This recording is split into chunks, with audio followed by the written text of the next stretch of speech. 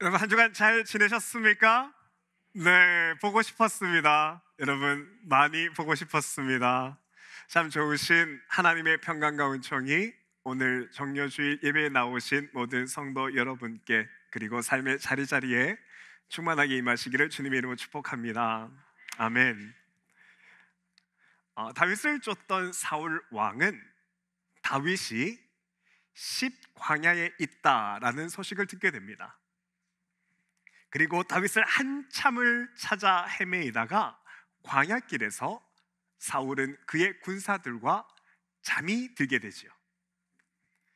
그런데 그날 밤 사울과 사울의 군사들이 잠든 그 진영에 다윗이 몰래 들어옵니다.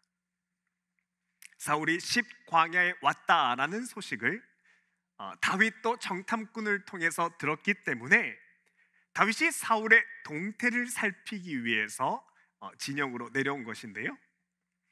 그런데 다윗은 진영 한가운데 있는 창을 옆에 두고 자고 있는 사울과 마주하게 됩니다. 그리고 이때 다윗은 창을 들어서 사울을 죽일 수 있는 절호의 기회를 맞게 되는데, 하지만 다윗은 나는 하나님의 기름 부으심 받은 자를 죽이지 않겠다고 다짐하고서 사울을 살려주게 되지요. 그런데 여러분, 이 상황이 여러분께 좀 익숙하지 않으십니까? 이 상황은 바로 얼마 전에 사울이 엔게디 동굴에 발을 가리러 들어갔을 때와 동일한 상황입니다. 바로 얼마 전 그때에도 동굴에서 사울이 잠이 들었을 때 다윗이 칼을 들고 서 있었는데요. 그런데 다윗이 그때도 나는 하나님이 기름 부은 자를 내 손으로 치지 않겠다, 사울을 죽이지 않았는데, 그때와 동일한 상황이 오늘 본문에서 벌어진 것이지요. 그런데 여러분, 이렇게 얼마 전의 일과 똑같이 반복되는 오늘 본문의 이 상황에서 눈에 띄는 한 가지가 있는데, 그것은 이때 사울 왕도 동일한 말을 반복하고 있다는 것입니다. 사울은 얼마 전 엔게디 동굴에서 큰 소리로, 그것도 울면서 말한 것이 있는데, 그 말이 오늘 본문 21절에도 동일하게 나옵니다. 사울이 이르되 내가 범죄하였도다. 내 아들 다윗아 돌아오라. 내가 오늘 내 생명을 귀하게 여겼은즉 내가 다시는 너를 해하지 아니하리라. 내가 어리석은 일을 하였으니 대단히 잘못되었도다 라고 사울이 또 한 번 자기 잘못을 후회하지요, 뉘우치지요. 그런데 여러분, 사울이 이렇게 진심을 다해서 또 울면서까지 뉘우치고 후회했음에도 불구하고 그 후에 사울은 계속해서 같은 죄를 반복하다가 결국에 하나님으로부터 멀어집니다. 본문 마지막 절을 보면 사울은 다윗과 다른 길을 갔다고, 이것을 원어로 테레크라고 하는데, 결국 사울이 하나님과 완전히 멀어져서 돌이킬 수 없는 하나님의 구원과는 상당히 멀어지는 길을 가게 됩니다. 그러면 여러분, 사울의 신앙은 무엇이 잘못된 것일까요? 사울은 분명히 자기 죄를 반성하고 또 큰 소리로 울면서까지 진심을 다해 자기의 죄를 뉘우쳤는데, 그럼에도 불구하고 사울은 왜 하나님과 멀어지는 것일까? 왜 하나님과 멀어져 그저 같은 죄를 반복하고 있는 것일까? 여러분, 그 이유는 사울은 자기 죄를 뉘우치기만 할 뿐 회개하지 않기 때문입니다. 여러분, 회개라는 것을 바르게 이해하기 위해서는요, 먼저 자복과 회개, 이 두 개의 차이점을 알아야 되는데, 여러분, 사실 자복과 회개는 우리 크리스찬들이 가장 혼돈하고 굉장히 헷갈려하는 개념입니다. 자복과 회개는 전혀 다른 단어인데요, 여러분, 우선 자복을 한다는 것은, 이 자복은 내 죄를 입술로 고백한다는 말입니다. 내가 이러이러한 잘못을 했습니다. 잘못을 입술로 시인하는 것이죠. 하나님 말씀 앞에 내가 죄인인 것을 깨달으면 앞으로는 반드시 바르게 살겠다고 약속하는 것이 자복입니다. 자복은 원어로 엑소몰로라고 하는데요, 하지만 이렇게 입술로 고백하는 자복과는 다르게 회개라는 것은 가던 길에서 방향을 바꾸는 것을 말합니다. 180도 방향을 바꾸는 것이죠. 원어로는 메타메오라고 하는데요, 왼쪽으로 가던 사람이 자신의 가는 길이 잘못되었다는 것을 인지하게 되면 그냥 서 있는 것이 아니라 깨달은 그 즉시 가던 길에서 돌아서서 방향을 바꾸는 것을 회개라고 말합니다. 예를 들어 이런 겁니다. 어린아이가 아버지 지갑에서 돈을 빼내다가, 돈을 훔치다가 아버지에게 들켰다고 칩시다. 그러니까 이 아이가 얼른 잘못했다고 아버지께 빌면서 용서를 구합니다. 그리고 아버지도 그 아이의 말을 믿어주고 용서를 하지요. 그런데 이 아이가 그 이튿날 또 똑같이 아버지의 지갑에서 돈을 빼냈다면, 여러분, 이 아이는 자복만 했을 뿐 회개한 것은 아닙니다. 돌이켜서 행동이 바뀌지 않았으니 회개한 것은 아니시죠.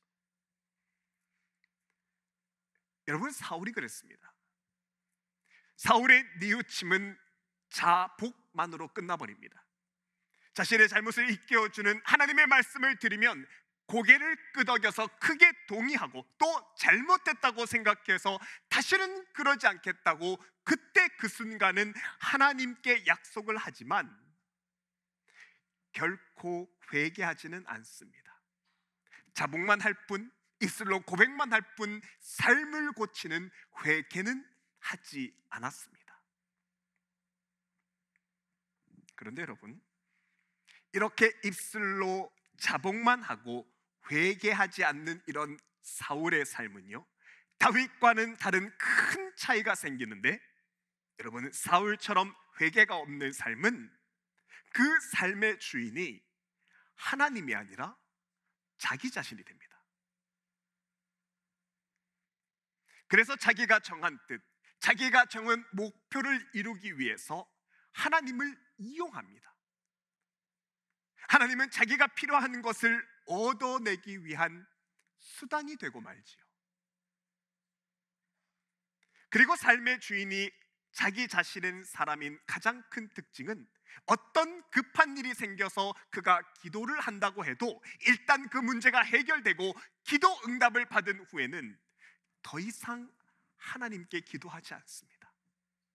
언제까지요? 또 다시 그의 인생에 감당할 수 없는 간절한 기도 제목이 생길 때까지 그는 하나님을 의지하지 않고 또다시 발걸음을 돌려서 자기 마음대로 자기 인생을 삽니다.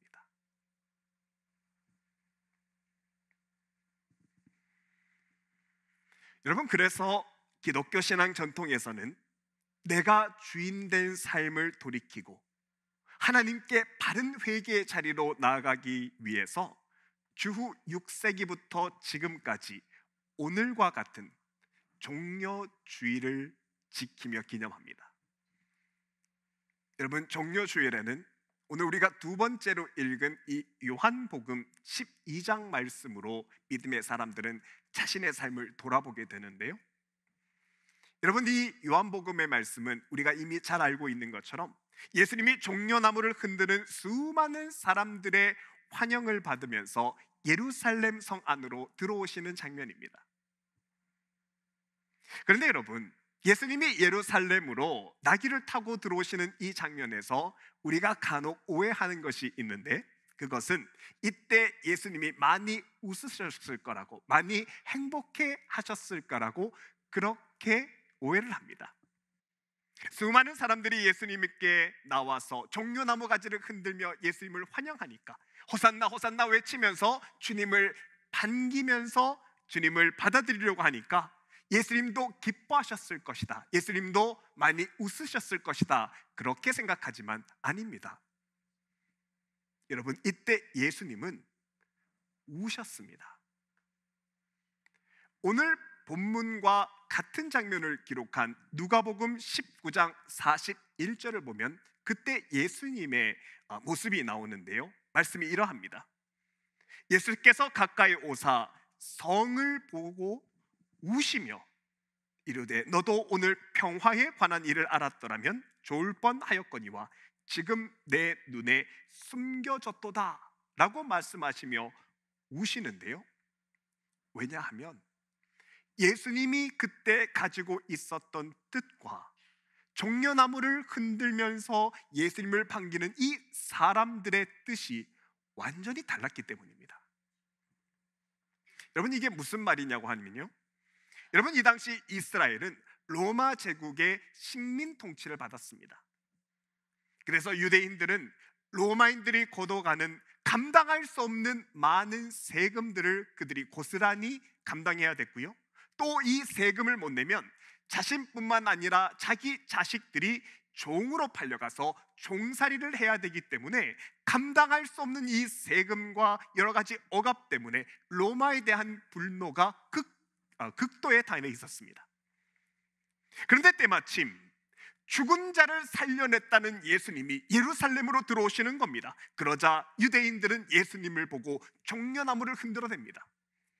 여러분, 이 종려나무는 생명력이 아주 강력한 나무인데 얼마나 생명력이 강하냐면 나무 가지 거의를 다 잘라내거나 심지어 뿌리를 거의 잘라내어도 이듬해 다시 꽃을 피고 또다시 열매를 맺는 나무가 종려나무입니다. 강력한 생명력을 가지고 있죠. 그래서 유대인들은 로마 제국의 압제에도 끝까지 견뎌내는 그 강인함과 그 생명력이 마치 자기 유대인 같다고 생각했습니다.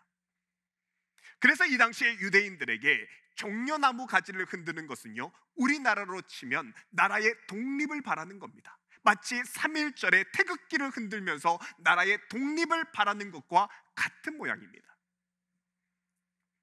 그렇기 때문에 이들이 예수님을 마주하면서 요한복음 12장에서 했던 말, 종려나무 가지를 가지고 마저 나가 외치되 호산나 찬송하리로다. 주의 이름으로 오시는 이 곧 이스라엘의 왕이시여. 여러분, 이때 호산나라는 말은 구원하소서, 지금 구원하소서라는 말이고요, 예수님을 이스라엘의 왕이라고 이야기하는 것은 이제 예수님 당신이 앞장서서 로마 제국과 싸우는 리더가 되어 달라라는 의미였습니다.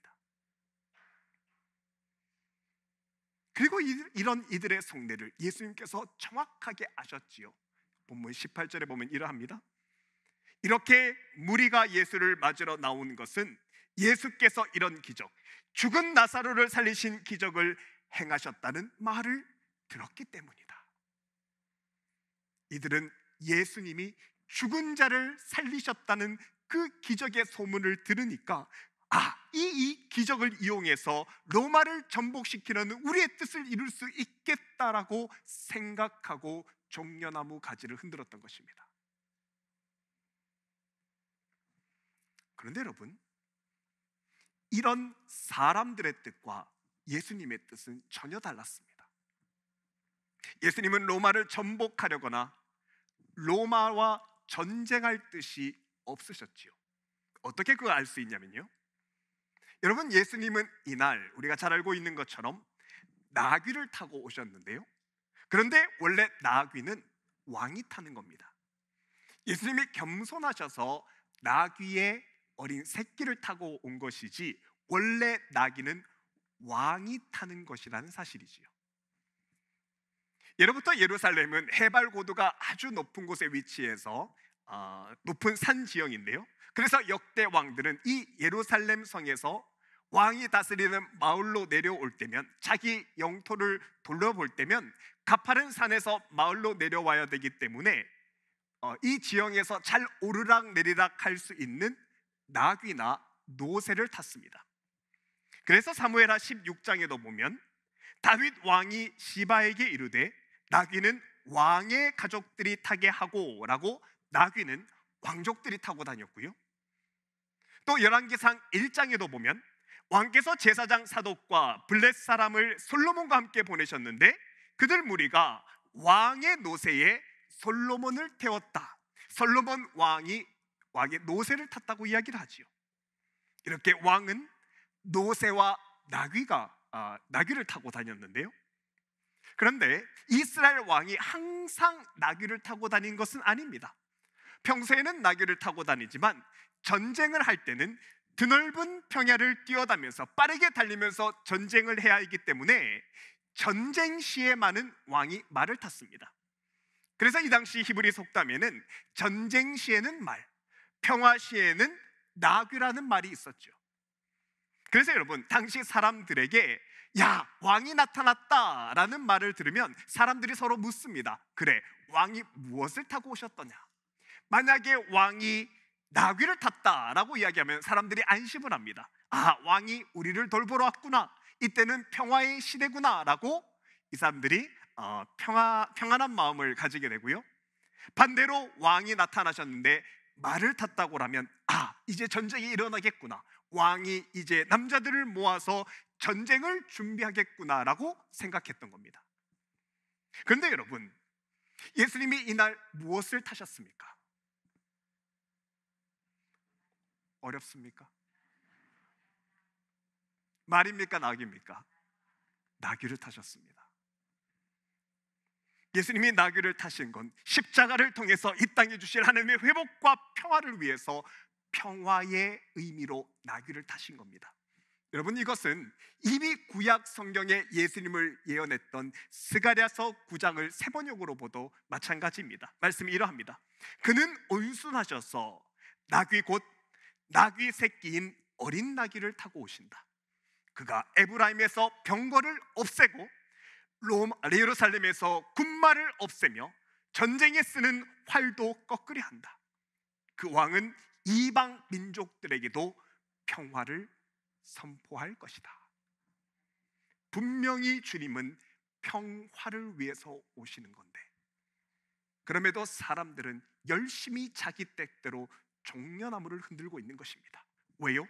예수님이 사람을 살릴 수 있는 그 능력으로 자신을 위해 로마와 싸우고 로마와 전쟁해 주기를 바랬던 것입니다. 주님의 뜻과는 아무 상관없이 그저 내 바램과 내가 원하는 것, 내 필요를 얻기 위해서 내 중심적으로 살다가 보니 주님이 무엇을 타셨는지, 주님이 무엇을 말씀하시는지 눈과 귀를 닫고 살자라는 것입니다. 그런데 여러분, 이런 내 중심의 신앙은 우리 삶에는 나타나지 않나요? 여러분, 우리 크리스찬들이 참 잘 알고 있고 참 좋아하는 말씀 중에 빌립보서 4장 13절, 내게 능력 주시는 자 안에서 내가 모든 것을 할 수 있느니라. 여러분, 이 말씀을 우리가 참 좋아하는데요, 사실 이 말씀은 바울이 감옥에 있을 때 썼던 성경 말씀입니다. 바울은 이 말씀을 기록하기 전까지 주님의 십자가의 참된 증인으로 살기 위해서 정말 말할 수 없는 수많은 고통들을 감내해야 했습니다. 그러다가 이 말씀을 기록할 쯤에는 어떤 어려움도 능히 견딜 수 있는 단단한 믿음의 사람이 되었지요. 그래서 이 말씀을 세번역 성경에서는 내 안에 계시는 분의 능력으로 인해 나는 어떤 일도 감당할 준비가 되었습니다 라고 기록합니다.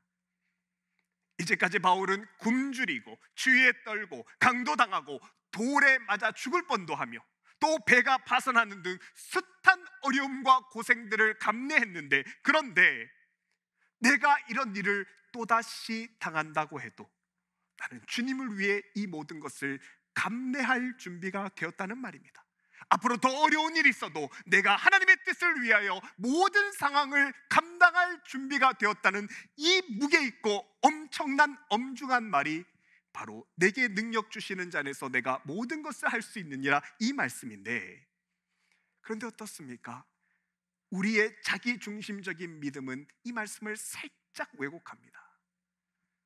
그래서 이 말씀을 두고 주님은 내가 목표로 하는 것을 이룰 수 있도록 힘을 주신다.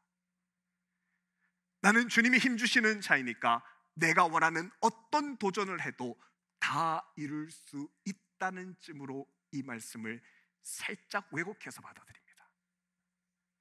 마치 종려나무를 흔들면서 오직 내 중심으로 살며 자기 뜻을 이루려고 했던 그때 종려나무를 흔들었던 그 사람들처럼 주님은 내가 목표로 하는 것을 다 이룰 수 있도록 능력을 주신다는 정도로 하나님의 말씀을 내 중심으로 잘못 이용하는 겁니다.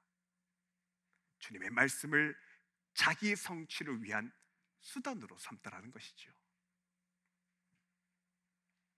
그래서 여러분, 하나님은 오늘 사무엘서 말씀을 통해 다시 우리의 마음을 하나님께로 돌이키기를 원하십니다. 여러분, 사무엘 1강에서도 제일 첫 번째 시간에도 말씀을 드렸지만 이것이 사실 오늘까지 사무엘서 26장까지 우리가 사무엘서를 계속해서 보고 있는 이유이기도 하지만요, 여러분, 사무엘 시대까지 그 시대 모든 사람들은, 심지어 믿는 사람들은 자기 뜻대로 자기 중심대로 살았습니다. 사사기 21장 마지막에 보면 그 시대의 시대상이 이러하지요. 그때에 사람이 각기 자기의 소견에 옳은 대로 행하였다고 말합니다. 그래서 그 시대는 구약의 암흑 시대라고 말합니다. 믿는 사람들조차도 자기 중심으로 하나님을 이용하던 시대가 사사기 시대였습니다. 그런데 여러분, 이 사사기 350년의 암흑 시대, 그 시대를 종지부 찍으면서 사무엘서에서 사무엘이 했던 첫 번째 기도가 이것입니다. 주여, 말씀하소서. 주의 종이 듣겠나이다. 그 시대 사람들이 자기 중심대로 살면서 하나님을 이용했던 것과 다르게 사무엘서에서는 종지부를 찌며 사무엘이 이렇게 기도합니다. 주님, 내 삶은 그렇게 살지 않겠습니다. 말씀하옵소서. 주님 뜻대로 살겠습니다. 주의 종이 되겠습니다. 말씀하옵소서. 주의 종이 듣겠나이다. 여러분 한번 따라해 보실까요? 말씀하옵소서. 주의 종이 듣겠나이다. 여러분, 이 고백은 삶의 주인이 바뀌는 겁니다. 이제까지처럼 내가 내 중심으로 살면서 뭐가 부족할 때, 뭐가 필요할 때 그 문제 해결을 위하여 주님을 따르는 삶이 아니라, 주님이 내게 무엇을 말씀하시는지 주님이 말씀하시면 내가 그 뜻대로 살겠다는 변화로 삶의 주인이 바뀌는 겁니다.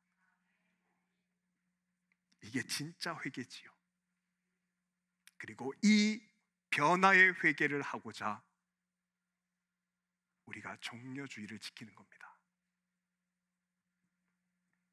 사랑하는 여러분, 하나님께서 오늘 우리에게 이 말씀을 허락하신 이유를 한번 깊게 생각해 볼 수 있기를 바랍니다.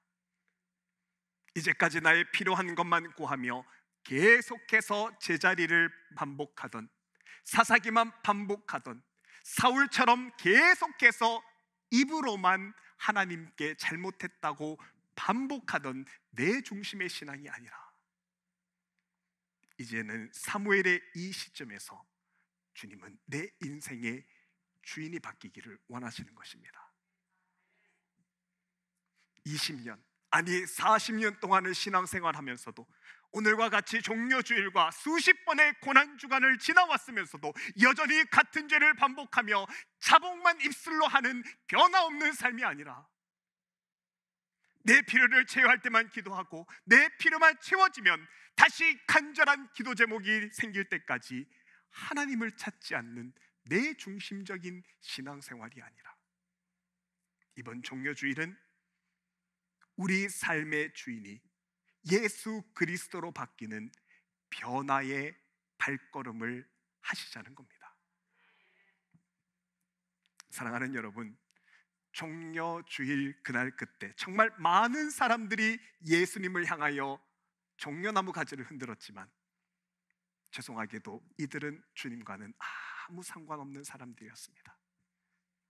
비록 그들이 하나님에 대해서 알고 하나님에 대해서 말하고 하나님을 섬기는 종교적인 행위를 하고 있었는지는 모르지만, 정확히 말하면 그들 안에는 주님의 뜻도 주님의 생명도 없었던 것입니다. 삶이 바뀌는 진정한 회개가 없으니 결국 사울처럼 하나님과는 멀어집니다. 사랑하는 여러분, 이번 종려주일과 고난주간에는 우리 삶의 주인이 바뀌기를 원합니다. 나는 하나님의 뜻이 내 안에 이루어지기를 원하는 삶인지, 행여나 내가 사울은 아닌지 우리의 마음을 정직하게 돌아보십시다. 그리고 입술만 껌뻑이는 자복이 아니라 행동을 바꾸어 고치는 참 회개로 나아가십시다. 특별히 이번 고난주간에는 주님이 고난 받으신 목요일, 금요일, 토요일 드려지는 3번의 특별 새벽 기도가 진행되는데요, 여러분 다 함께 나오셔서 오늘 말씀대로 말씀하소서 종이 듣겠나이다. 여러분, 이 하나님 말씀대로 살아가면 틀림없습니다. 반드시 주님이 주시는 구원과 생명이 우리 삶에 있습니다. 우리의 삶의 주인이 바뀌고 회개의 삶으로 변화되는 저와 여러분의 생명을 얻는 이번 고난 주간이 되실 수 있기를 주님의 이름으로 축복합니다. 함께 기도하겠습니다.